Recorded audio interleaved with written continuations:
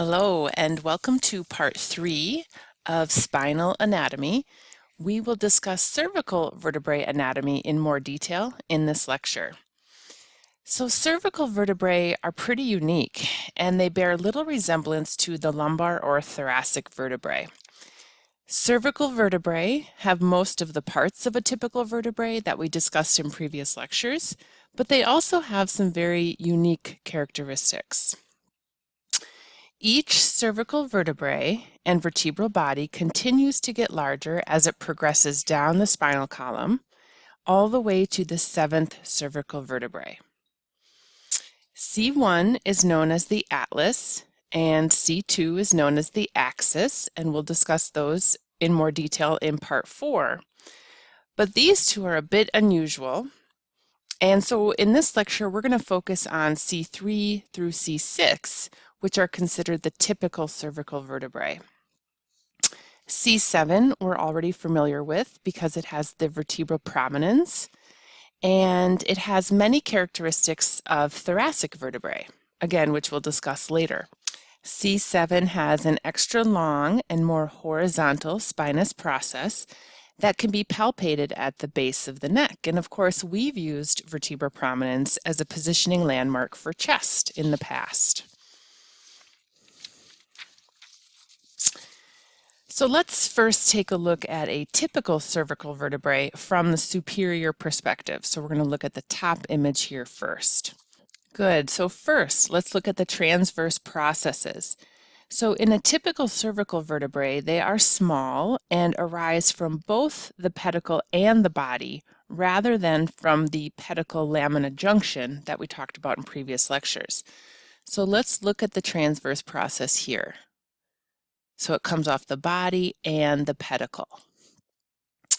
The hole in each transverse process is called a transverse foramen. You can see the transverse foramen right here. And remember, transverse foramina are unique to the cervical vertebrae. The thoracic and lumbar vertebrae do not have holes or foramen in their transverse process, so that is a unique characteristic. Guess what runs through the transverse foramina of the cervical vertebrae? Vertebral arteries, veins, and certain nerves. So when you line up the cervical vertebrae on top of each other, again, blood vessels and nerves pass through these foramen. Now, that's not to be confused with the intervertebral foramina, which we'll discuss more in a little bit. So when we identify 3 unique characteristics of a typical cervical vertebrae, the first is that it has 3 foramina. Remember, it's got a right and a left transverse foramina, and then a large vertebral foramen posteriorly where the spinal cord passes. Next, the spinous processes of C2 through C6. Let's look at those.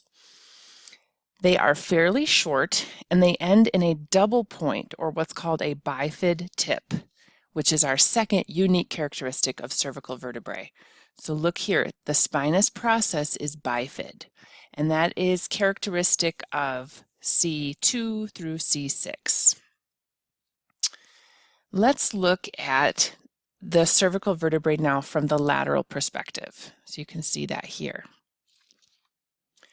So the cervical bodies are small and oblong in shape, and notice the anterior edge is slightly more inferior than the posterior edge, and you can see that here. Here's the anterior edge, it's slightly below the posterior edge, and that causes slight overlapping of the vertebral bodies. Located behind the transverse processes at the junction of the pedicle and the lamina are the cervical articular processes. And remember, we talked about those before. So here are the superior articular processes and the inferior articular processes. Between the superior and inferior articular processes is a little column of bone, sometimes called a pillar of bone. And that is more supportive than the similar area in the rest of the spinal column. And think about it, it makes sense. It's bearing the weight of the skull. So it makes sense that it's kind of a thicker, chunkier piece of bone here.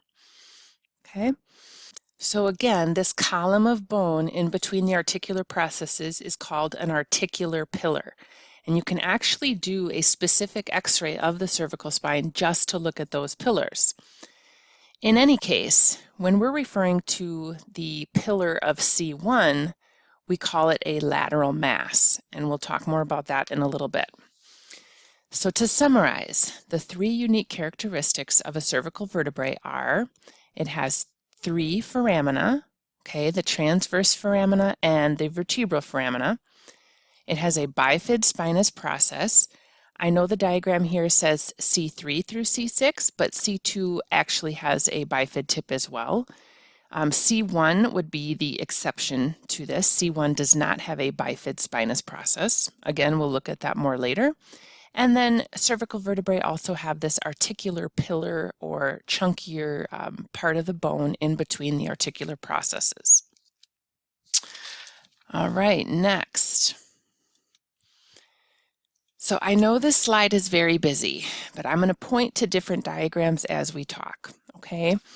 So do you remember the zygapophyseal joints? We talked about those in a previous lecture. Remember, that is the joint that is created when the superior and inferior articular processes meet. So remember, when the superior articular process of one vertebrae meets the inferior articular process of the vertebrae above it, that forms a zygapophyseal joint.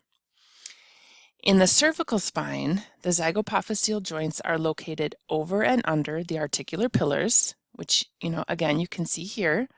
So you'd have a vertebrae above with an inferior articular process, and that would form a Z joint. You'd have one below. The superior articular process of the vertebrae below would make another Z joint here. Okay. The Z joints of the 2nd through 7th cervical vertebrae are located 90 degrees from mid-sagittal plane. And as such, that means we can only see the Z joints of the 2nd through the 7th cervical vertebrae if we position the patient in a 90-degree lateral. And that is what this diagram here is trying to depict. Okay? All right.